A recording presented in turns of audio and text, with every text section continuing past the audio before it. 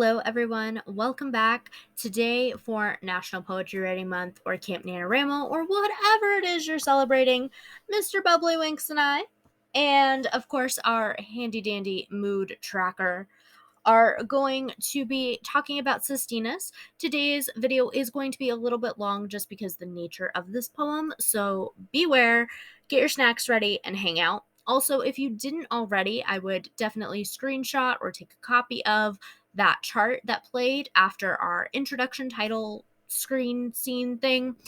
This is the perfect chart for perfect sestinas every time, so make sure to get a copy of that or check out my other socials because I'll be posting a picture version of that for your lovely information because it is super helpful every time to get the best sestina possible. So, what the heck is a sestina? Why are we hanging out? What am I talking about? Why am I wasting your time? Well, a sestina is a really interesting form of poetry that I love, and I am excited to introduce to you. So, a sestina is basically a really interesting way of taking six words and repeating them in a predictable pattern throughout your poem. Those six words can be anything that you choose, and they can be used by adding ing, s, turning them into past tense, using them as a noun or a verb, using it in singular or plural. You can really just go at it.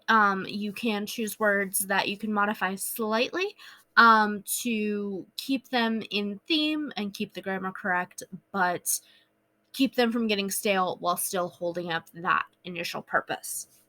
So, for example, we're going to look at Ethel's Sestina by Patricia Smith, and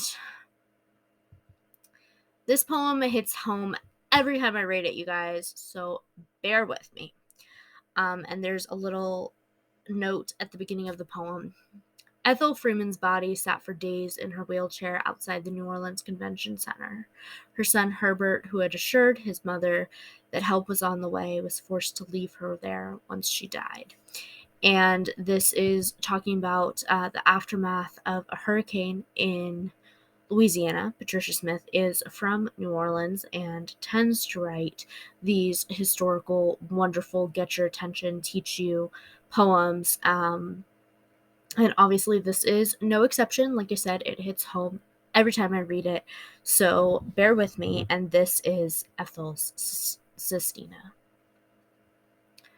Goin' be obedient in this here chair. Gun bide my time fanning against the sun. I ask my boy, who says, wait. He wipes my brow with steam, says I should sleep. I trust his every word. Herbert, my son. I believe him when he says that help gonna come. Been so long since all those sufferin' folks come to this place. Now on the ground round my chair, they sweat in my shade. Keep asking my son, could that be a bus they see? It's the sun foolin' them, shining much too loud for sleep, making us hear engines, wheels, not yet wait.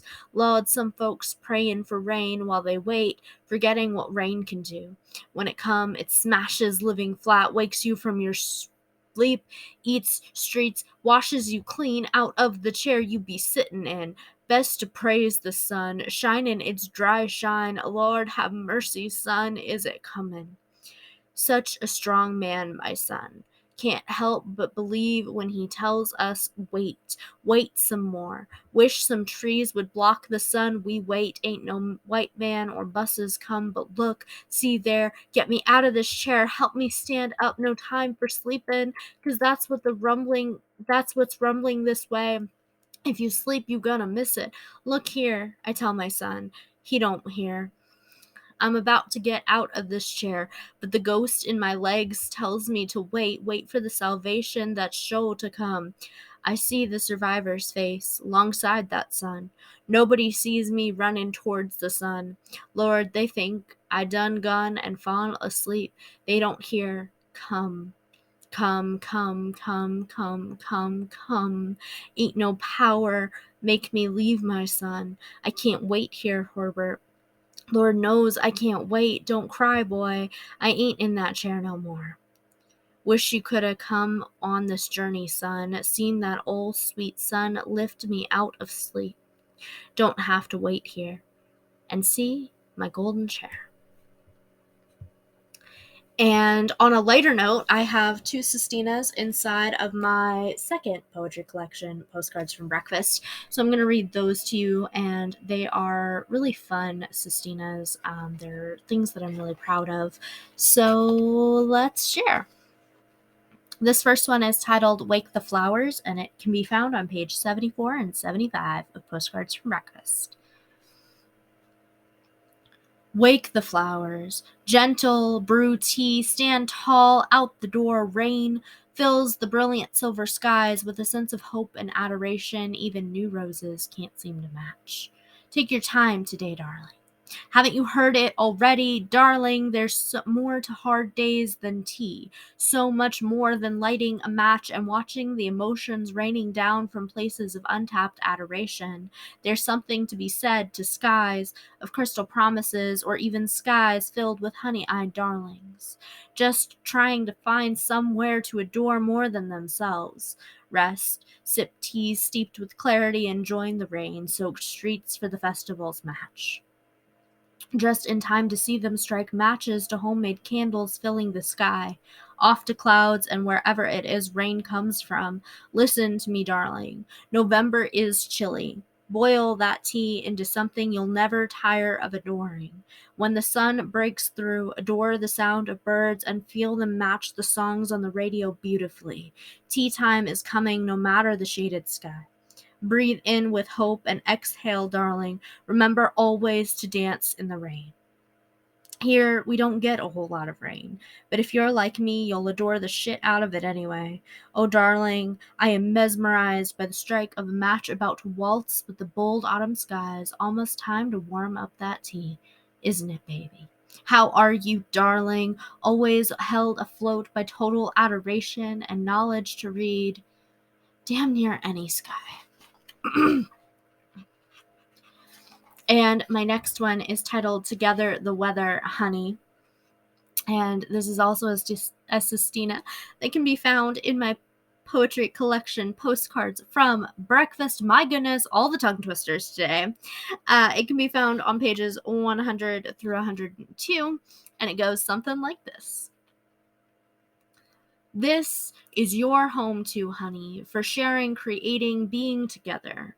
Always warm and dry as we embrace whatever life throws our way. We grow from the rain, sleet, and snow, whether we want to or not. It's about the frame. Here, we use that welcomed frame to boil tea and watch dripping honey whisper to us everything, whether we want the secrets or not. Listen together. We feel their weight, process, and grow, tenderly humming in midnight's embrace. Revel in the midnightly midwinter embraces as we weave our way up the frames of these ivory trellises. Here we grow. Baby, art is gentle and alive, and honey, there is our home built together, brick by brick, no matter the weather. You've loved and lived whether you admit it or not. It's time to embrace our goals and promises here, now, and together. This story of ours is a new frame built just for flowers, poetry, and you, honey. Shine, love, know together we grow. No matter the pace or style, grow into a version of you that weathers anything we experience like tea and honey. Deep breath in. Exhale, then embrace. All you needed to do before we were together. This baby is only ever in our frame. Wake easy and gentle. Morning together, the ghosts begin evaporating, letting us grow as the metal and the paint rust from the frame. Here we stand, braced for the weather, or not. We make it before embracing the shaky ground, ready and here for you, honey. I admit I'm ready whether or not you are, and now able to embrace this place we want and need now, honey. I am ready whether or not you are. So those are sestinas. They tend to be emotional pieces because you're getting caught up in the words and the weight of those words and the gravity of what the story is trying to tell. But they can also be lighthearted and fun. Should you choose to break the direction of the norm and do something that is on the lighter end of the scale or is something a little more creative and fun? They are storytelling pieces. They are journey pieces. They are really fun to write. They are headaches. But again, with that handy dandy chart, you're sure to make it through. You are sure to write something incredible and stellar and amazing. Can't wait to see it. Drop your poems in the comments. You know the drill. And thanks so much for being here. Thanks so much for getting through so many of these amazing workshops, for hanging out with us, for making progress, for following your dreams and working towards your goals and doing all the things. As always, I will see you again tomorrow for another one of these mini workshops. Happy National Poetry Writing Month. Happy writing. Get going. Do the things. Enjoy the words. I'll see you again soon. Bye for now.